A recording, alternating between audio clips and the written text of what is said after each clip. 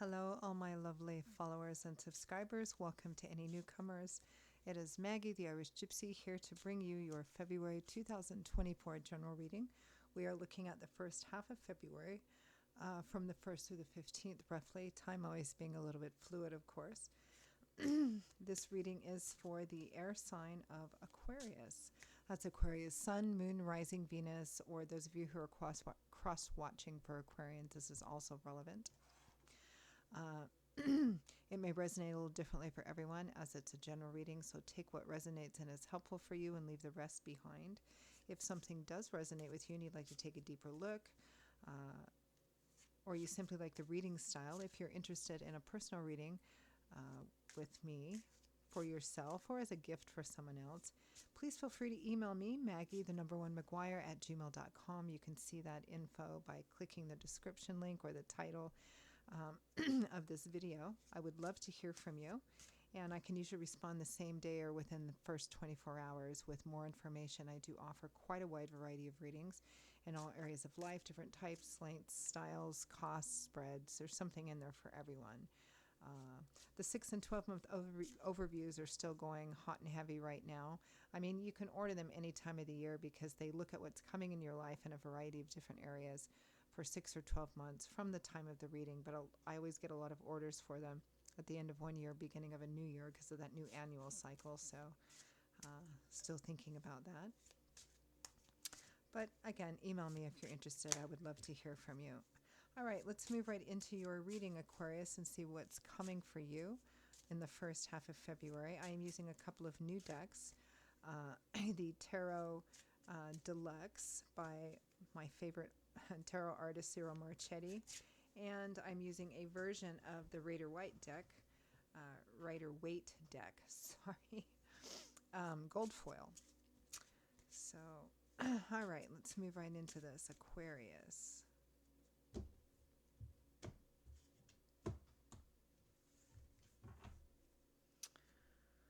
Okay, we begin with the Seven of Swords. Could be a card of strategy, behind closed doors, things being concealed. It can represent deceit, sneakiness. Originally, it was a card of strategy. Strategy is always done behind closed doors. What's the smartest way of going about this? What's the smartest way to, get what I want, basically? I mean, it's a fairly self-serving card, but that doesn't necessarily mean it's bad. It's about having a strategy and sticking to that strategy. With the Five of Wands, but there is some conflict here, internal conflict, external conflict. Maybe you're walking a path or making decisions or have been doing something that's not quite morally altogether clear, and you're feeling conflicted about it inside. You might be getting, some external conflict from other people about it. Could be that some of you simply are conflicted as to how to proceed moving forward. For a few of you, it may be it may be that you feel conflicted about some kind of, deception. Next, we have the Two of Coins. Crossroads, decisions and choices. This might be a strategic decision or a logistical decision as well, because coins or pentacles is earth, so it's more practical. So it's making a decision perhaps about some logistical or practical matters. With the Four of Cups, an offer being made, not quite sure if you're willing to take it or make it. Could be kind of a sense of apathy as well. Not really sure what direction I want to move in. Sometimes the Four of Cups can represent, somebody who already feels like they have everything they need. There's something else being offered to them, but they're, sometimes this card can represent a bit of lack of gratitude for what you have.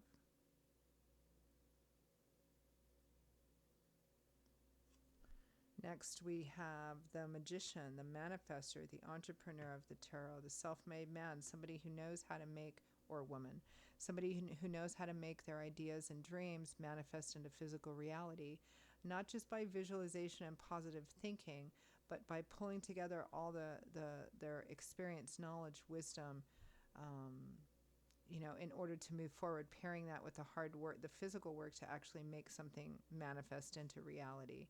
with the Ace of Coins or Pentacles. A new start, a new beginning could be a new job, new project, new business, moving, relocating, some combination of both of those. Starting on a new path. There's an opportunity to move forward here. It just feels like you're not sure what you should do about it. From the bottom of the deck, the overall energy is the Fool. The focus is the Fool, which makes sense because the Fool is about starting a whole brand new journey, going in a completely new direction, maybe taking a chance, taking a risk, stepping outside your comfort zone with no guarantee or real knowledge of where it's going to go. Sometimes it can represent being foolish, reckless as well.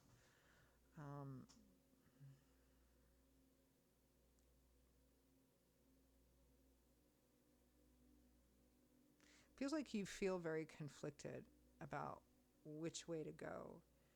It feels like you're worried about perhaps some of you, some upcoming or coming up in the immediate or near future, some conflict about an old situation, or meaning that it's a conflict that's not new and you're worried about kind of diving back into that again.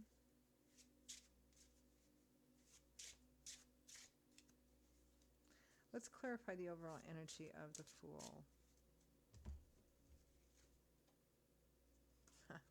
Five of Wands again. Yeah, conflict. Seven of Pentacles. Taking a look at what you have invested in something. What do I have to gain? What do I have to lose? Do I need to make changes?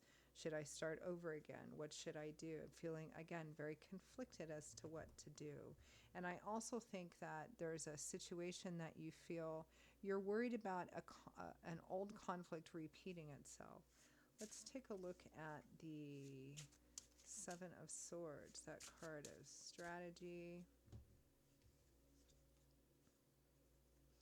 The Lovers is showing up here. So there is a relationship central here, a relationship at a crossroads, a fork in the road, a choice, a decision needs to be made that will impact or influence the relationship. Now, the decision might be in another area of life which will impact the relationship, or the choice or decision that needs to be made might be about the relationship itself. Do we continue? Do we together? Do we not continue together? You know, the Eight of Swords, feeling trapped, held hostage by basically these swords, which is governed by air, which governs our intellectual landscape, how we look at things, belief systems, ideologies, perspectives. That's the only thing keeping this person trapped. I can't because of this. I can't because of that. I can't because of the other thing. When the reality is that you could. Might not be easy, but you could definitely do it. But you're saying, I can't because of these other reasons. But in fact, you could. There's conflict here. Again, I'm seeing that as to whether to move forward or not. It could be taking a relationship to a new level. If it's about the relationship itself, it could be, do we move in together? Do we get engaged? Do we get married? It might be making a decision about work, career, money, job, finances that's going to have an influence on a primary relationship. What's this conflict, the Five of Wands, about? The Hierophant. Could be the norm, the tradition, doing what most people do. It could be marriage if it's about the relationship itself, this ongoing conflict. Could be about long-term security and stability, emotionally, financially, materially. The Fool and the Five of Pentacles also clarifies what this conflict is. The Fool again. Maybe if I did this thing, I would be a fool because I've done something in the past and it didn't work out for me, and I don't want to do this moving forward.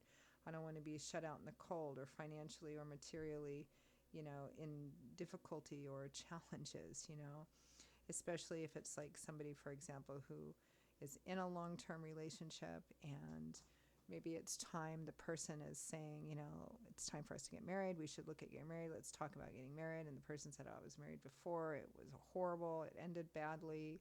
And I'm afraid of doing it again, that the same thing will happen again, kind of energy. Somebody's afraid here that, by moving forward, they could be being foolish. They could make a fool out of themselves. The past could repeat itself. Two of Coins, Four of Coins, Four of Cups.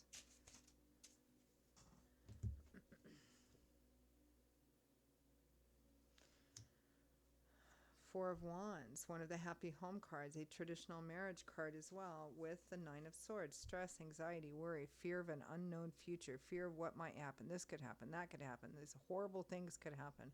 Overthinking it with the worst possible negative outcome. Four of Cups. These foil cards are a little slippery. Ten of Cups, the other happy home marriage cards. The Two of Pentacles again. This looks like for some of you, it's about making a decision about marriage, you or the other person. Or it's like, okay, we're at this crossroads. What do we do? Either we move forward in this way or we break up. It could be, again, making a significant decision about work that would affect home and family too, and afraid of making the wrong decision, afraid of making the wrong move, afraid that it won't work out well, kind of overthinking it in a way. Let's take a look at the Magician and the Ace of Coins. These foil cards are so beautiful, but they're quite slippery. I wonder if that will change. Four of Swords, Ten of Swords. Yeah, taking a temporary step back right now, realizing that the way things have been going, the way that you have been going about things, or the way that the relationship was headed, or the job that's affecting the relationship is headed, isn't going to work anymore. It's quite obvious that something needs to change here. The question is what? What decisions do I make? What decisions do we make moving forward? In regards to the Ace of Pentacles, we have the Ace of Wands and the Queen of Wands. For those of you for whom that Lover's card represents in one way or another, could be a fire sign you're involved with: Leo, Aries, Sagittarius, Sun, Moon, Rising, Venus. Ace of Wands, a new beginning, an exciting new beginning. There is an opportunity here. I mean, free will, free agency. This whole reading is about choice. Well, life is about choice, right? But how this situation actually works out is all about the choice of the people involved. It feels like one person is assuming that if they go down this certain path, that it's going to end the same way something else ended in the past. And you can't paint every person or every situation with the same painful paintbrush from something that happened to you in the past. I mean, you can. But if you look at everything through the lens of, the worst will probably happen, kind of that cynical, jaded view,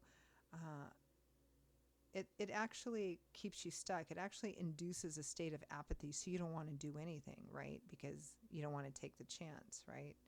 So it's quite clear that change needs to occur here, but you're afraid of what will happen, I think either way, right? Let's end with some advice, guidance, feedback from Spirit. Very similar to your sister signs, Gemini and Libra as well, Aquarius. Ace of Swords, it's about seeing that truth and making healthy decisions based on that. The Ace of Swords is about getting real with yourself. It's about taking a clear, honest look at the reality of the situation. And while there may be aspects of that you don't like, in this energetic space of like the light bulb going off over your head, seeing it in the clear, truthful perspective, you have the opportunity to make choices, to take action, to create a healthier reality for yourself. But it will require strength, courage, wisdom, humility. Those are also the qualities you gain more of by going through this process, owning your decisions, past, present, and future, and the consequences of those as well. Ace of Cups, this is about, a fresh new start and a fresh new emotional start. It's about keeping the heart open. So Spirit is asking you to basically to take a chance here and do the thing that you're afraid to do. I mean, free will, free agency, but this is what Spirit is advocating for.